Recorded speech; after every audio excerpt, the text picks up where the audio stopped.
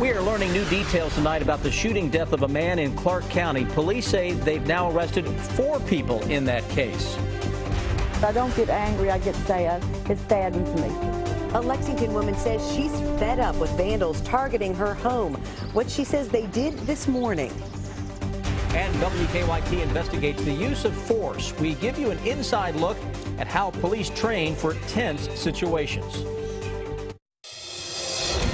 Tracking, alerting, protecting. This is WKYT News at 6. Good evening. A day after a man was found shot to death along a Clark County road, police are telling us they've now made 4 arrests in that case, and they say they found 2 of the suspects in Ohio. State police say Don Attaway, Kirk Garrett, Christopher Coleman, and Christy Mattingly all face murder charges. They say the victim was shot after a fight and another man was injured. Sam Smith has the update in the investigation in our top story at 6. About 36 hours after the investigation into the death of Roy Combs began, 4 people have been arrested.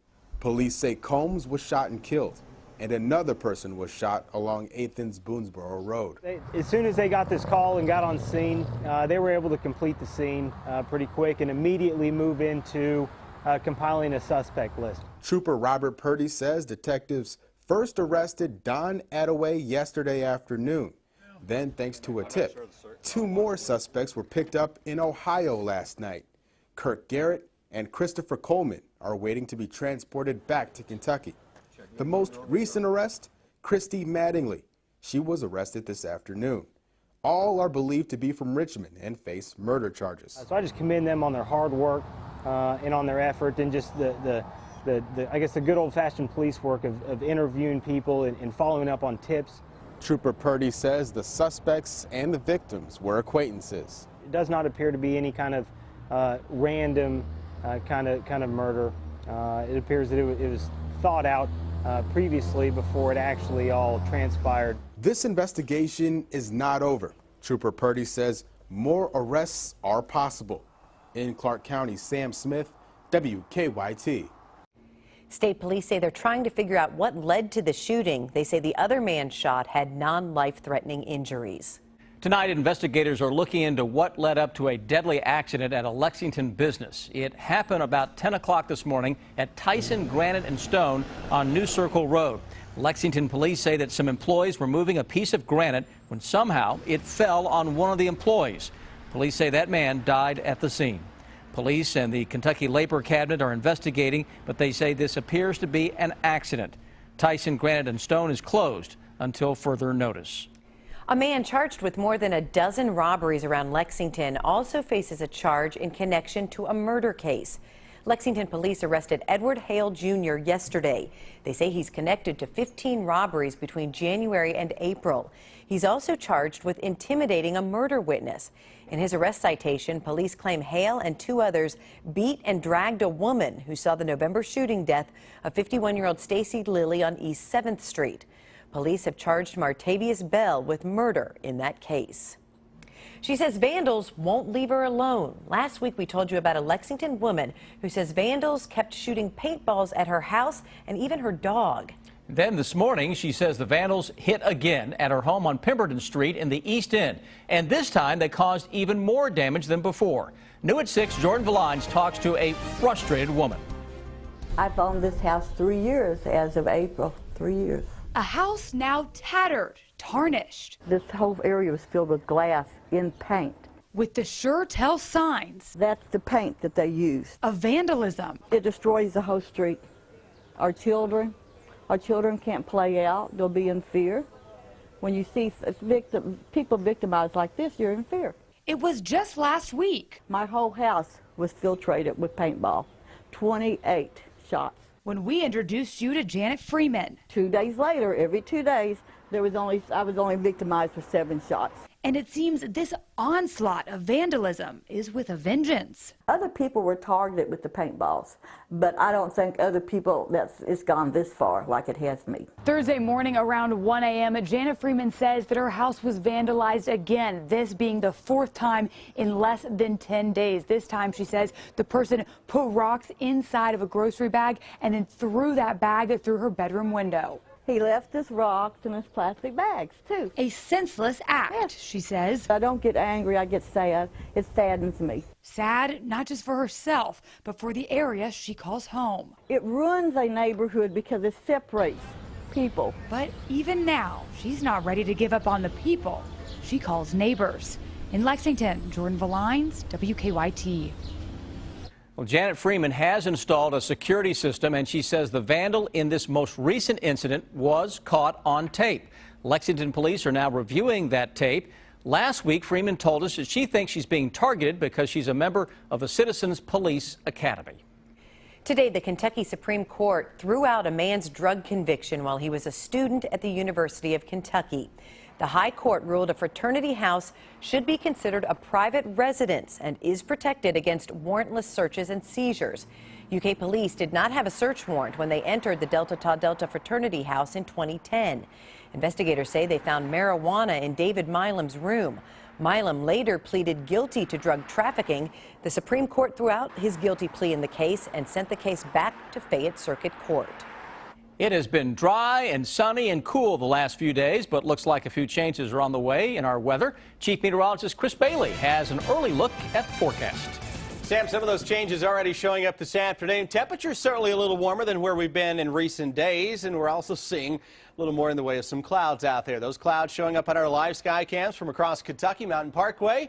It's down around the Slade area, not too far away from the Powell Wolf County line. Frankfort 71, 73, Richmond into Lexington, but all four locations now with a little more in the way of some clouds. Warmer to the southeast where we actually had a little ray of sunshine pushing 80, yet it's only 68 into Covington. But that warmer air is going to win the battle over the next couple of days. Quick check of Live First Alert Defender shows nothing across central and eastern Kentucky outside of some of those clouds. Any raindrops we see into southern Indiana, western Kentucky, basically beginning to fizzle out. So as we go through the evening, it's a nice one, albeit a cloudy one, and temperatures that will stay above where we have been over the past several evenings, mainly mid-60s, still hanging tough by the time we hit the 11 o'clock hour. Focus of the forecast for the weekend, guys. When I come back in a few minutes, it's on the steam and the scattering of thunderstorms. An updated hour-by-hour forecast just minutes away. The Federal Emergency Management Agency is reaching out to people in Bourbon County who had flood damage last month. FEMA is opening a disaster recovery center in Paris tomorrow. It's in the Paris Municipal Services Building on Main Street. FEMA specialists will be there to answer questions and help flood victims find financial help. The center will be open through May 22nd. The president declared a federal disaster in Kentucky for the April flooding. So far this year, Kentucky State Police have been involved in 6 shootings. Last year, there were 11, nearly one a month. You've been hearing a lot about officer-involved shootings around the country lately. So we sent investigative reporter Miranda Combs to train the same way police do. She has more on the use of force. You respond to a robbery in progress. Stop. Put your hands up. Turn away from me. Put your hands up. Turn away. They've been in the headlines for months. Officer-involved shootings and questions about why they happened. And within a second and a half, he's returning fire at me from going from a hands-up position to gun in hand pointing at me. So we decided to train with them. Shots fired and then run one without the You shots are fired. responding to a call of active shooting in an abandoned building. So I already know there's shooting going on. You and your team have trained for this. We're hearing gunshots, so obviously people are getting killed. We've got to get there as quick as we can. This is what instructors use to train police recruits at the Department of Criminal Justice Training in Richmond. You know, as soon as you see a gun pointed at you, everything heightens up. Most of the scenarios happen in seconds. You're talking crazy. The officer shows up and is confronted with a situation he knows little about. You can't have her, she's mine. You really don't have any time to think.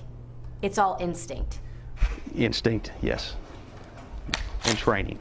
It's virtual scenarios, but it doesn't feel that way. God, my hands are shaking just holding it. These 3 fingers come around, finger off the trigger unless we are ready to shoot. Okay. I've had limited experience with guns and no experience with making life and death decisions like this. Your target's blurry, and this is in focus. Now press the trigger.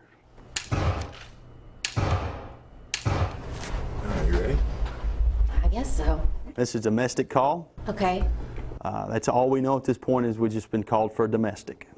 It's amazing how nervous you get, though. I don't know how you keep your nerves down. I'm sick of this. Look, he's on parole.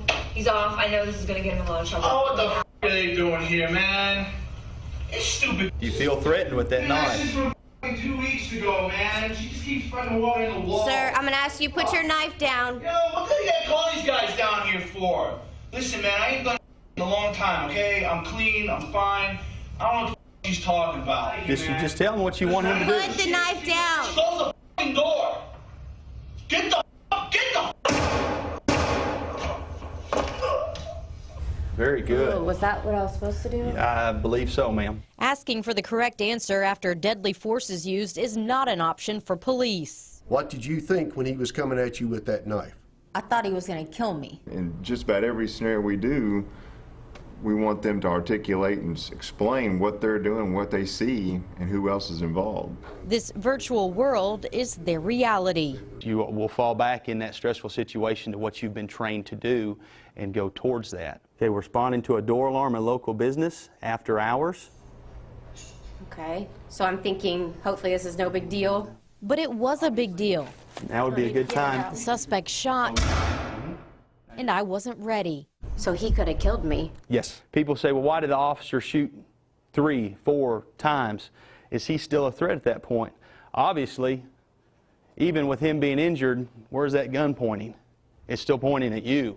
Under Kentucky law, you're authorized to use deadly force to protect yourself from deadly force.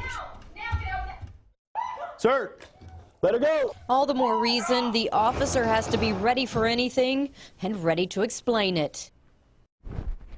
Kentucky's force statute in regard to law enforcement hasn't been changed since 1975, according to the attorney you saw in the story. He says the U.S. Supreme Court actually used Kentucky's law as the proper way for police to use force in deadly situations in the 1985 case.